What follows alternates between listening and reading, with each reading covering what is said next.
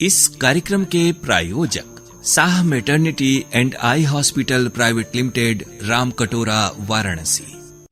क्या आप inter science से करने के बाद मेडिकल फील्ड से जुड़ना चाहते हैं, जहां आपके पास सरकारी नौकरी या स्वरोजगार का अवसर हो? तब आइए वाराणसी इंस्टीट्यूट ऑफ ऑप्टोमेट्री में, जहां है यूपी स्टेट मेडिकल फैकल्टी द्वारा मान्यता प्राप्त diploma in optometry paramedical course. इस कोर्स में आंखों की पूरी जांच का प्रशिक्षण विश्व के सबसे अत्याधुनिक उपकरणों के साथ। 20वें बैच का प्रवेश आरंभ। अब क्या घबराना, जब शाह हॉस्पिटल है आपके साथ, रामकटोरा, वाराणसी। आपने सुना ब्लेडलेस लेसिक टेक्नोलॉजी के बारे में? हाँ सुना है। वाराणसी में ब्लेडलेस लेसिक टेक्नोलॉजी को लाए हैं साह हॉस्पिटल। ये चश्मा हटाने की सबसे एडवांस तकनीक है, जिससे परेशानी हो कम और रिजल्ट मिले बेहद अच्छा।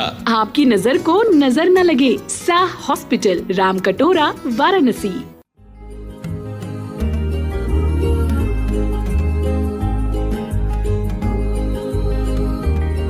श्रोताओं नमस्कार। आज हमारे कार्यक्रम आरोग्यम का विषय है नवजात शिशुओं से संबंधित बीमारियां, और हमारे इस कार्यक्रम में आज खास तौर से आमंत्रित हैं बाल रोग विशेषज्ञ डॉक्टर अमित जैन।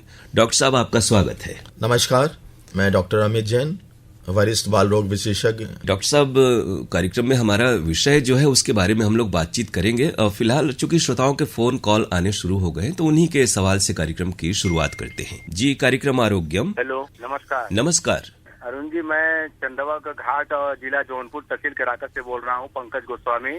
जी पंकज जी, बाल रोग विशेषज्ञ डॉक्टर अमित जैन हमारे साथ है आज इस कार्यक्रम में। अपना सवाल आप पूछें। सर से मैं यही कहना चाह रहा हूँ सर, एक मेरा साल भर का बच्चा है और मेरे भाई का बच्चा है, जो कि उसमें कुछ दिन पहले उसको जो कि गिर उड़ गया था, चोट लग गया था। डॉक्टर साहब, सबसे बड़ी बात यह है कि उसकी जो लेसिंग हो रही है वो चीज कंट्रोल में क्यों नहीं हो रही? देखिए, सबसे पहली बात तो यह है कि किसी भी चीज को बगैर देखे बहुत कुछ स्पष्ट नहीं कहा जा सकता है। कि जैसे आपका प्रश्न है कि उस बच्चे की लैट्रिन हो रही है तो क्यों नहीं रुक रही है, तो इसके बहुत सारे कारण हैं। बच्चे का विकास कैसा है, बच्चे का वजन कैसा है, 1 साल के बच्चा है तो उसका वजन कैसा है, उसको कोई इन्फेक्शन तो नहीं है, कोई उसको दूध का इंटॉलरेंस तो नहीं है। इस तरह की चीजें हैं बहुत सारी, जिसके कारण से किसी बच्चों की जो डायरिया होता है, जो लूज मोशन होते हैं, वो जल्दी नहीं रुकते हैं। डॉक्टर साहब, थोड़ा सा मैं आपसे कह रहा हूँ, जैसे वो भर्ती है फिलहाल में, जैसे एक हमारे नजदीकी स्वास्थ्य केंद्र है, उसमें मतलब हम भर्ती किए हैं, तो डॉक्टर साहब बता रहे हैं कि मतलब कि अंदर मतलब बता रहे हैं कोई अंदर चोट होगा, इसीलिए मतलब थोड़ा सा ऐसा, मगर कुछ समझ में नहीं आ रहा है। बच्चा किसी भी स्वास्थ्य केंद्र में भर्ती है, पीएचसी में, सीएचसी में भर्ती, तो आप थोड़ा सा निश्चिंत रहें। वहाँ के डॉक्टर्स उसको भली भांति देखेंगे, जो उसके लिए उचित हो सकता है वो लोग कर रहे होंगे। पर कभी कभी बच्चे कुछ अपना समय लेते हैं। जो डायरिया होता है, लूज मोशन होते हैं, ये ऐसा नहीं कि तुरंत ही रुक जाते हैं। ये वायरल डायरिया होता है, किसी को 3 दिन 4 दिन लगता है। और बेसिकली जो भर्ती करने का जो कारण होता है हॉस्पिटल्स में, लूज मोशन में, डायरिया में, कि बच्चे को पानी की कमी ना होने पाए, इलेक्ट्रोलाइट्स की कमी नहीं होने पाए, तो भर्ती करके आईवी फ्लूइड्स लगाया जाता है हॉस्पिटल में, तो जिससे कि वो डिहाइड्रेटेड ना हो और उसका हाइड्रेशन मेंटेन रहे, और जो लूज मोशन है वो समय से धीमे धीमे, किसी को 3 दिन, किसी को 4 दिन, 2 दिन में अधिकतर ठीक हो जाती है। जी, बहुत शुक्रिया आपने फोन किया कार्यक्रम में। नमस्कार। नमस्कार डॉक्टर साहब, इससे पहले कि हम लोग आगे बढ़ें और श्रोताओं के और कॉल लें, पहले ये हम लोग जानना चाहेंगे कि नवजात शिशुओं से जुड़ी मुख्य रूप से ऐसी कौन सी परेशानियां या बीमारियां हैं, और उनमें अभिभावकों को किस तरह से सतर्कता बरतनी चाहिए? देखिए, नवजात शिशु में जो सबसे बड़ी बीमारियां होती है, जो सबसे पहले ऊपर पे आती है, वो होती है सेप्सिस। जी, सेप्सिस का मतलब होता है कि बच्चों में इन्फेक्शन हो जाना है। जब इन्फेक्शन कुछ ज्यादा बढ़ जाता है तो उसको मेनिंजाइटिस या जी, और कई बार जैसे आजकल सामान्य तौर पर जब सिजेरियन जैसे भी प्रसव हो रहे हैं किसी कारण से, तो ऐसे में कई बार जॉन्डिस या पीलिया की भी शिकायत तुरंत होती है। ये इन्फेक्शन की वजह से है या फिर पहले से रहता है? ये बिल्कुल बहुत अच्छा प्रश्न है आपका।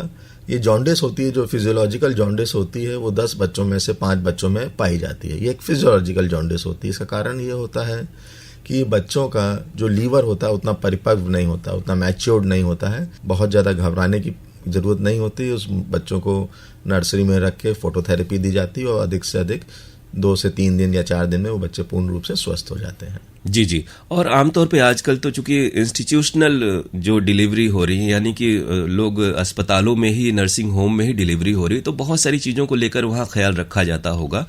लेकिन जब भी जैसे कोई नया मेहमान या बच्चा अपने परिवार में आता है और उसके बाद खासतौर से जैसे जो माँ बाप हैं, चूंकि उन्होंने इस बारे में कोई पहले से अनुभव नहीं है, तो उन्हें किन चीज़ों को लेकर के घबराना नहीं चाहिए। जैसे ऐसी कोई स्थिति आए तो खासतौर से कई बार ये कहा जाता है कि बच्चे पैदा होते ही रो रहे हैं कि नहीं, या फिर देर से रोते हैं। ये चीजें, इसके बारे में मिथ है या फिर ये हकीकत है? ये एक सृष्टि का नियम है कि अगर बच्चा पैदा होने के बाद धरती पे आते ही वो रो दे जी, तो समझ लीजिए आप अभिभावक के, माता पिता के सब कष्ट अधिकतर दूर हो जाते हैं। उसका मेन कारण है कि अगर जब बच्चा रो देता है तो खून का प्रवाह दिमाग में पूरी तरीके से पहुंचता है, लंग्स हमारा खुलता है, सांस लेता है और बच्चा रोता है। तो हम मान के चलते हैं ये बच्चा स्वस्थ और अच्छा है जी, जिसको आगे चल के दिमागी दिक्कत होने की बहुत कम से कम संभावना 0.1%। पर जो बच्चे तुरंत नहीं रो पाते हैं, जिनको ऑक्सीजन की मात्रा कुछ कम हो रह जाती है या ऑक्सीजन दिमाग में नहीं पहुंच पाता है, उनको हम बर्थ एनॉक्सिया कहते हैं जी। उन बच्चों में जरूर कोई ना कोई दिक्कत आने की, आगे भविष्य में होने की संभावना होती है।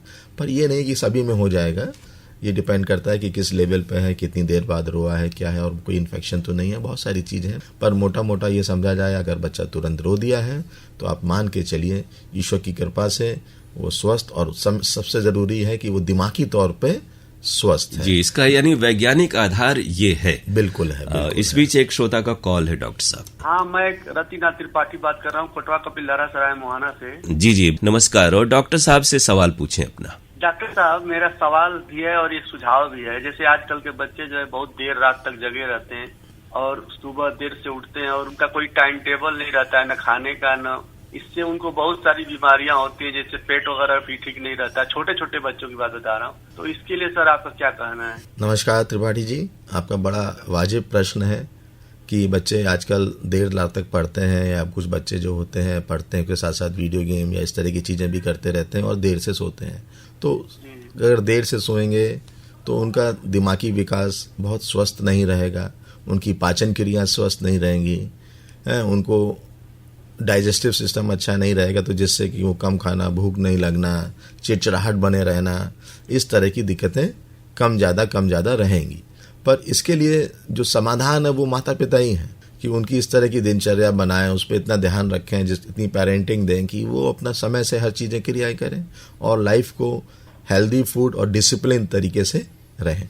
हाँ, एक तो फास्ट फूड का चलन इतना हो गया है कि बिल्कुल सही। जब बच्चे फास्ट फूड खाएंगे, समय से सोएंगे नहीं, रात तक देर तक पढ़ेंगे या देर तक कोई गेम खेल रहे हैं, तो उनका पाचन नहीं काम करेगा। तो जब पाचन नहीं काम करेगा तो किसी बच्चों में कॉन्स्टिपेशन होने की शिकायत होती है।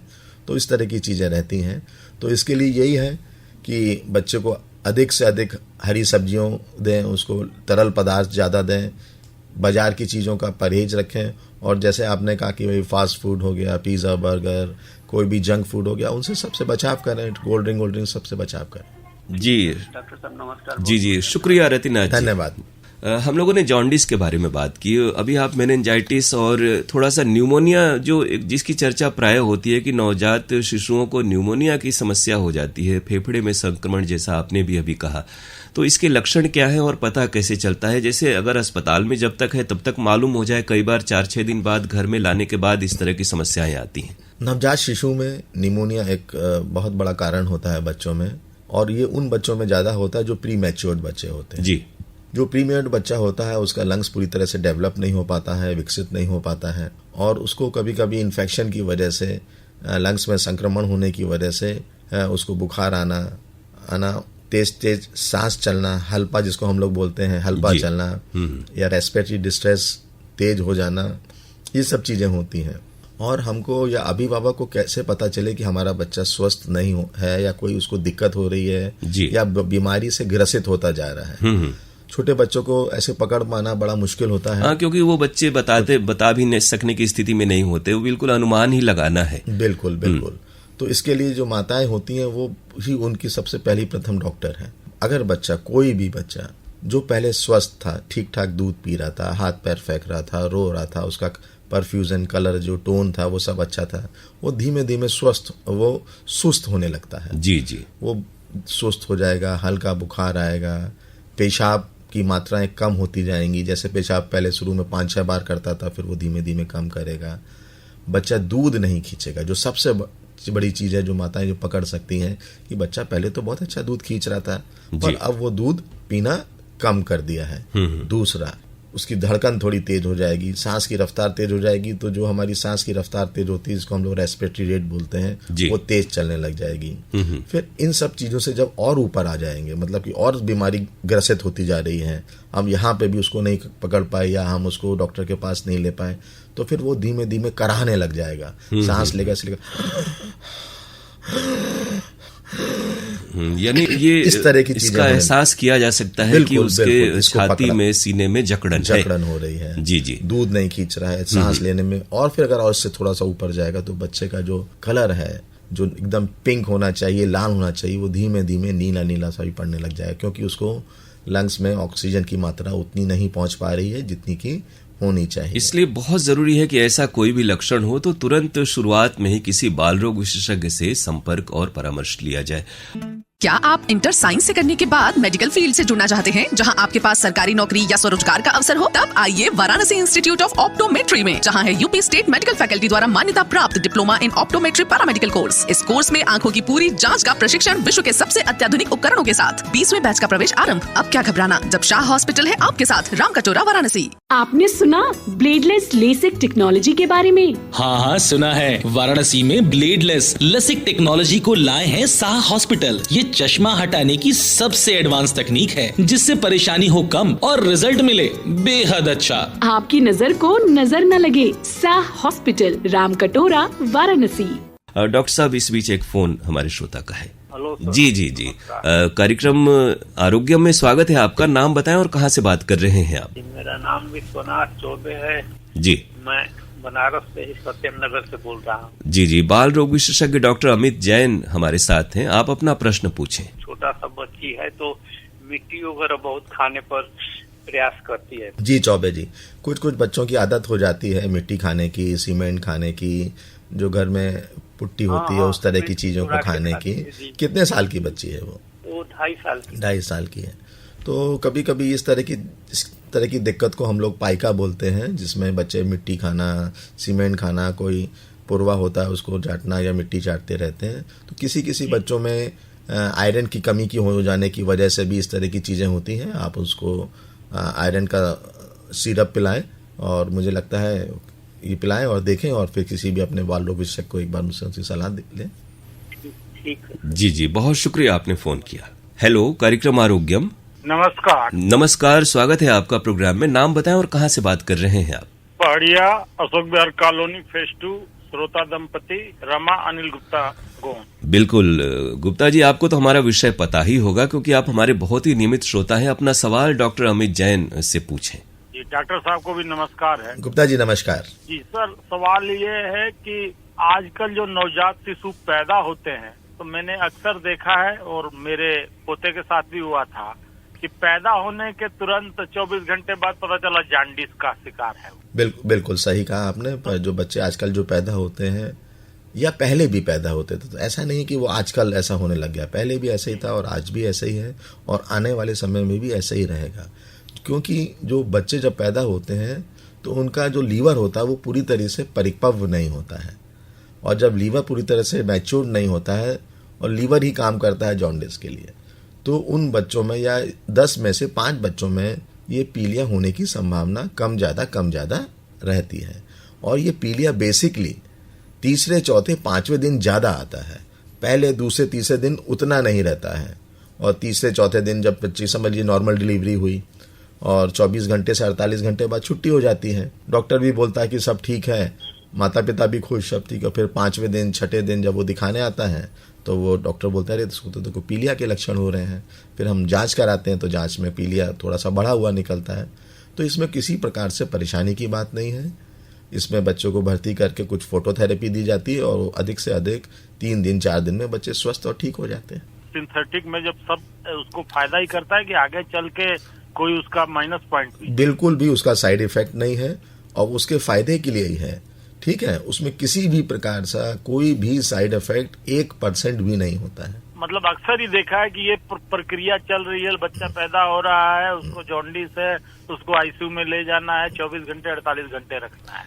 तो इसी बारे में थोड़ी जिज्ञासा। नहीं, बिल्कुल सही है। और देखिए, इसमें कोई ऐसा नहीं है, ये बहुत साइंटिफिक है। किसी डॉक्टर को लगा इसको पी लिया है, वो पहले जांच कराएगा, जांच में आ जाएगा कि भाई इसको पी लिया है तो कितना पॉइंट पी लिया है। अगर उसको लगता है कि ये इसमें इसको फोटोथेरेपी रखने की जरूरत नहीं है तो नहीं बोलेगा। अगर उसको लगेगा कि है और वो एकदम साइंटिफिक है, कि उसकी रिपोर्ट आप भी तो देखेंगे। घर पे आ जाते हैं और दादी अम्मा कहते हैं कि बच्चे को धूप दिखाना, तो नवजात शिशु को कितना मतलब किस तरीके से धूप दिखाएं कि उसको नुकसान ना हो? बाहर के वातावरण में बैक्टीरिया बहुत है। बिल्कुल, बहुत अच्छा प्रश्न है। ये भी हमारी मिथ है, इस तरह की हम लोग सोचते हैं कि बच्चे को सुबेरे की धूप दिखाने से पीलिया नहीं होगा। ये सब भ्रांतियां गलत है और इससे कुछ भी फर्क नहीं पड़ता है। नुकसान क्या हो सकता है कि समझ लीजिए, क्योंकि आदमी, जैसे मैंने कहा कि किसी ने कहा कि भाई इसको धूप दिखाओ, अब धूप तो सुबेरे निकलेगी या थोड़ा लेट निकलेगी, सर्दियों का समय है, हम सिर्फ एक चीज का ध्यान देंगे यार धूप दिखा दें, पर धूप के साथ साथ हवा तेज चल रही है, सर्दी है तो उसको सर्दी पकड़ लेगा छोटे बच्चे को।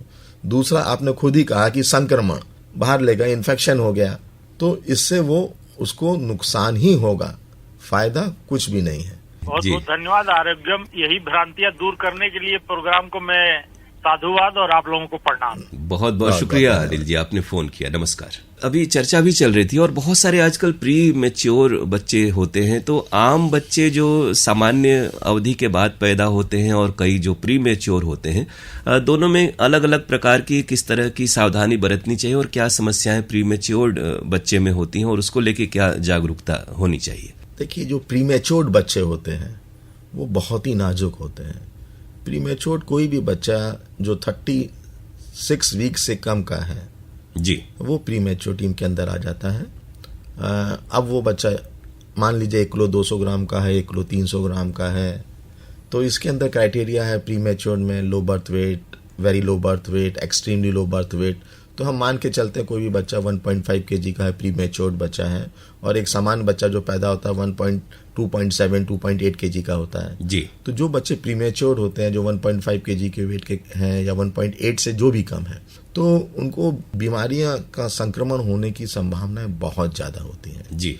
उनके शरीर के जो अंग होते हैं, जैसे कुछ ऑर्गन्स होते हैं, हार्ट है, लंग्स है, ये उतने परिपक्व नहीं होते हैं, इनका पाचन डाइजेस्टिव सिस्टम है, तो ये उतने परिपक्व नहीं हो पाते हैं, तो उतना अच्छा काम नहीं करते हैं। बट बच्चे का बॉडी वेट कम होता है, तो ये बच्चे बॉडी से वाटर इवेपोरेशन जल्दी करते हैं, तो उनको जल्दी ठंडे पड़ जाते हैं, तो इनको टेम्परेचर मेंटेन करना बहुत जरूरी होता है। इस तरह के बच्चों को कितनी अवधि तक या उस अवधि तक जब तक कि सामान्य प्रसव के जो हफ्ते होते हैं या दिन होते हैं, तब तक क्या इन्हें उस तरह के केयर यूनिट में रखा जाता है और उस बीच उसकी जो माँ है वो कहाँ रहती है और देखभाल किस तरह से होती है, और क्या अभिभावक बिल्कुल पूरी तरह से उसे नर्सिंग होम या अस्पताल पर निश्चिंत हो सकते हैं बिना अपनी देखरेख के?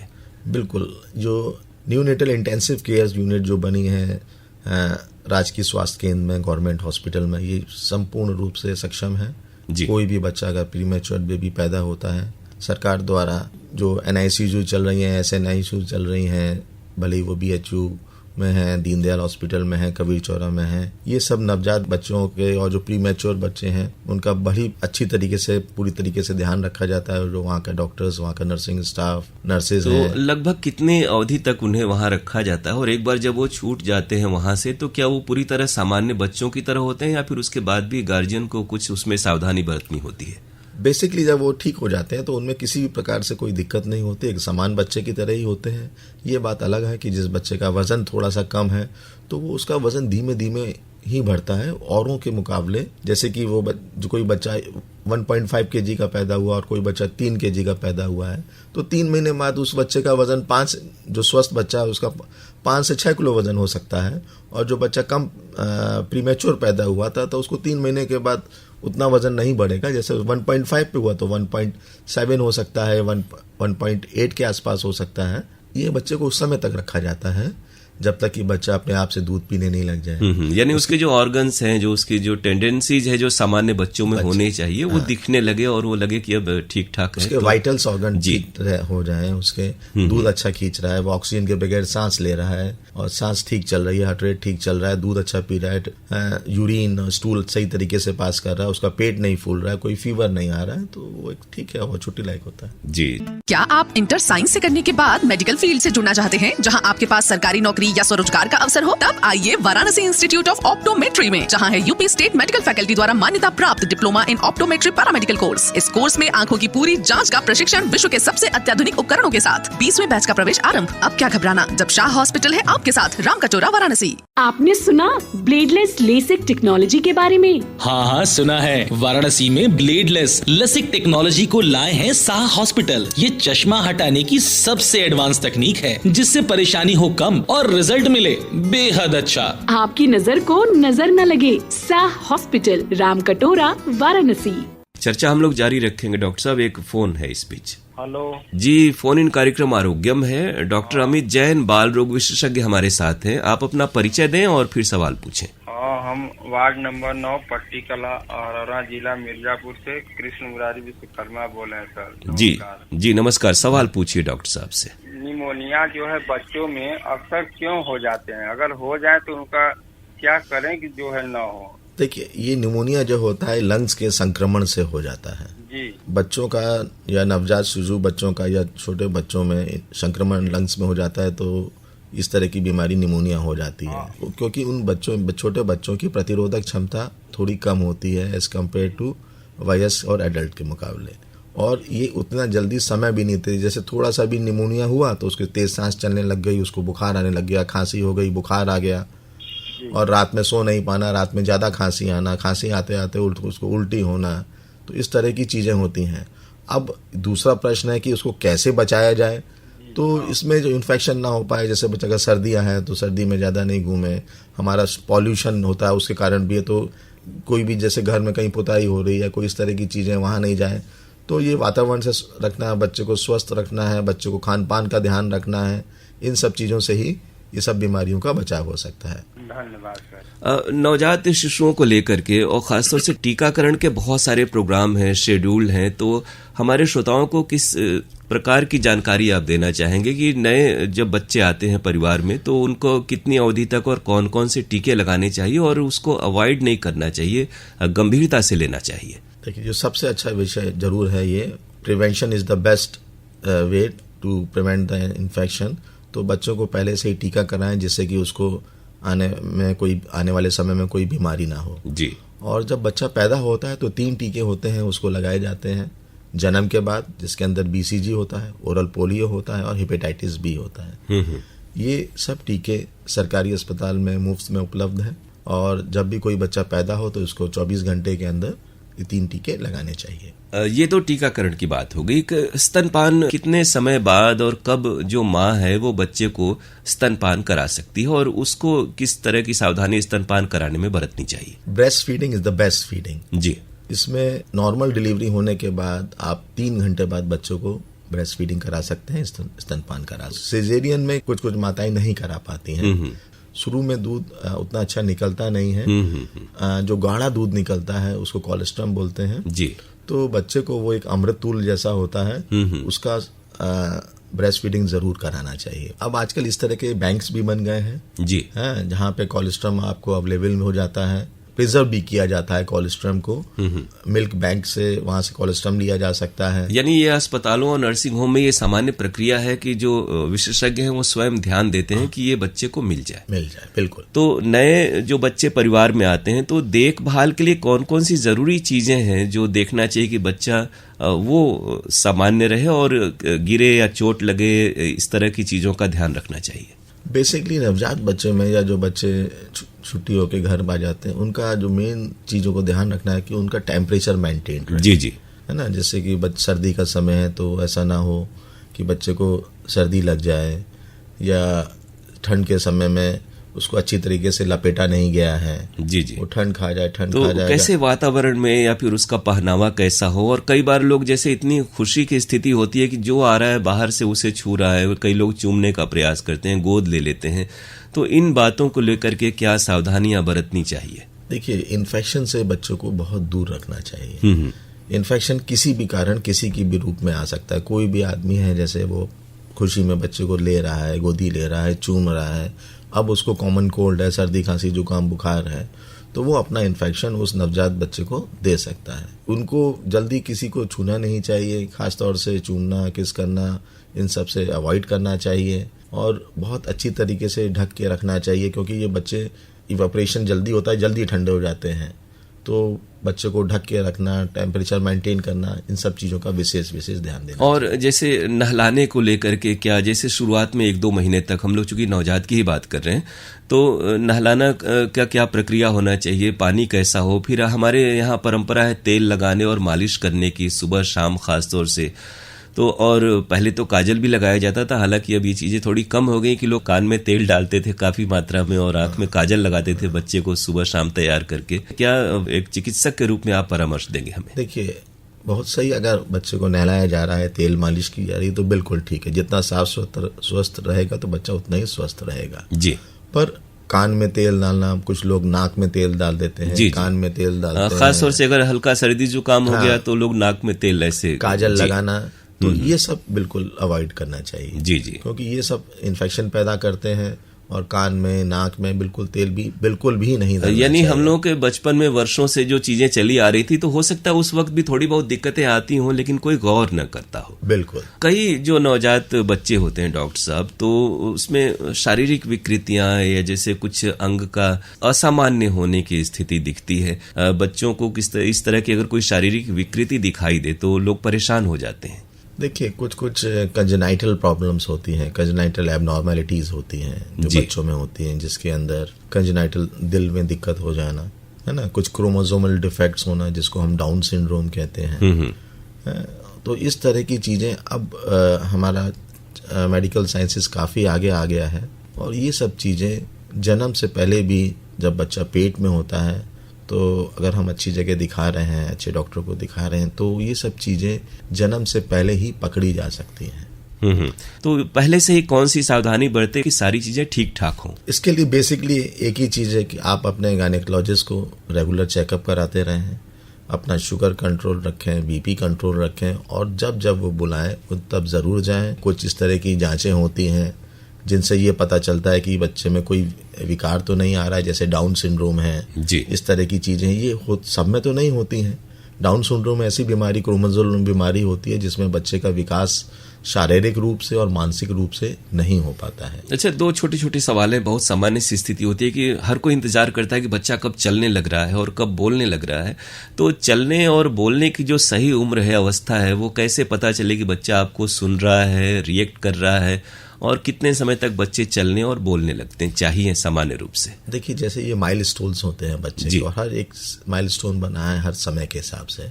फॉर एग्जांपल 3 महीने पे बच्चा गर्दन संभालने लग जाता है। जी। और जैसे दांत भी निकलने की भी एक अवस्था होती है। दांत की अवस्था होती है पर वो एक आगे पीछे चलती है। किसी के 9 महीने में भी निकलते हैं, किसी के 11 महीने में, किसी के 10 महीने में। तो उससे बहुत ज्यादा फर्क नहीं पड़ता। किसी को 1.5 साल पे भी निकलते हैं। देखिए, बच्चा कोई भी होता है 8 महीने पे बैठने लग जाता है जी, 11 से 1 साल के बीच में खड़ा होने लग जाता है और कुछ बच्चे 1.25 से 1.5 साल के बीच में हाथ छोड़ के चलने भी लग जाते हैं। पर ये कोई बहुत हार्ड एंड फास्ट रूल नहीं होता है कि कोई 1 साल पे चलेगा, कुछ आगे पीछे भी चल सकते हैं। जी। तो उससे कोई बहुत फर्क बहुत सारी चीजें पारिवारिक परिवेश में और कई लोग जितना उसके साथ अभ्यास और वक्त देते हैं इस पर भी निर्भर करता है। बिल्कुल सही। और बोलने की सामान्य अवस्था क्या है कि वो छोटे छोटे शब्द बोलने लगे और सेंटेंस वगैरह बनाने लगे? हाँ, देखिए, जो बच्चा होगा 1.5 साल बाद वो मोनोसिलेबल वर्ड्स बोलने लग जाता है जी। फिर 2.5 साल पे वो सेंटेंसेस बोलने लग जाता है बच्चा। इस बीच एक कॉल है डॉक्टर साहब। हमारा नाम एसके राय है जी। गौतम नगर से बोल रहा हूँ जी। अपना सवाल पूछें डॉक्टर साहब से। छोटे बच्चे जब 6-7 साल के महीने के हो जाते हैं तो उनको दांत निकलने में बड़ी कठिनाई होती है, उसके लिए क्या उपाय है? देखिए, जो छोटे बच्चे हैं 6-7 महीने के बाद किसी बच्चों में दांत निकलने में जो कठिनाई होती है, इसमें विटामिन D3 का प्रयोग करें जी। बस, और कोई बहुत ज़्यादा इसमें कुछ करने की ज़रूरत नहीं होती। विटामिन D3 का प्रयोग करें, ये सिरप के रूप में, ड्रॉप्स के रूप में मिलती है अवेलेबल, और उसका प्रयोग करें। अच्छा, ये आजकल बरसात के दिन में मच्छर जनित रोग बहुत हो रहे हैं। देखिए, मच्छर जो रोग हो रहे हैं उसके लिए ऐसी तो कोई दवा नहीं। मच्छर का कारण है कि जो आसपास की गंदगी है, आजकल पानी भर रहा है तो छतों पे जहाँ पे पानी भर जाता है, कूलर रखा हुआ उसमें पानी भर गया, तो साफ सफाई सबसे जरूरी है। तो हम अपने आसपास के वातावरण को, अपनी छतों पर अगर हम ध्यान दें तो अगर इस तरह की चीजें उसको सफाई रखें, अगर कोई टंकी वंकी इस तरह की चीजें तो वहाँ पे उसमें सरसों का तेल डाल दीजिए, डीजल डाल दीजिए। ठीक है, थैंक यू सर। जी, बहुत बहुत शुक्रिया आपने फोन किया। थैंक यू डॉक्टर साहब, बहुत सारे सवाल श्रोताओं के आए, लेकिन एक बात यह भी है कि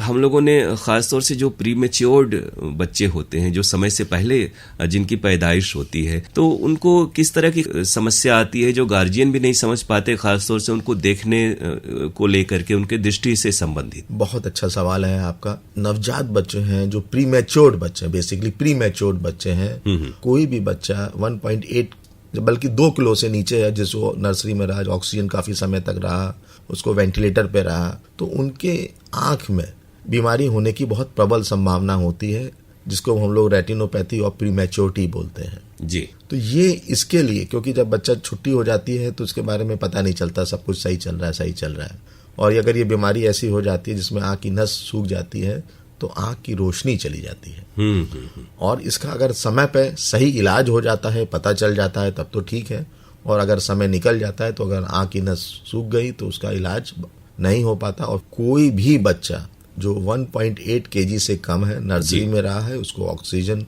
लगी है, उसको 24 दिन बाद, बल्कि 20 से 1 महीने के बीच में नेत्र रोग विशेषज्ञ से जरूर मिलें और उसकी आंख की जांच जरूर कराएं रेटिनो और प्रीमेच्योरिटी के लिए। ये बहुत बहुत बहुत आवश्यक है। जी, तो डॉक्टर साहब, आज हमारे कार्यक्रम का विषय था नवजात शिशुओं से संबंधित बीमारियां, और बहुत सारे श्रोताओं के प्रश्न आए और हम लोगों ने चर्चा की। उम्मीद है श्रोताओं के लिए बातचीत जो है बहुत उपयोगी साबित होगी। डॉक्टर अमित जैन जी, आप हमारे कार्यक्रम में आए और श्रोताओं की जिज्ञासाओं का समाधान किया। बहुत बहुत शुक्रिया आपका। धन्यवाद।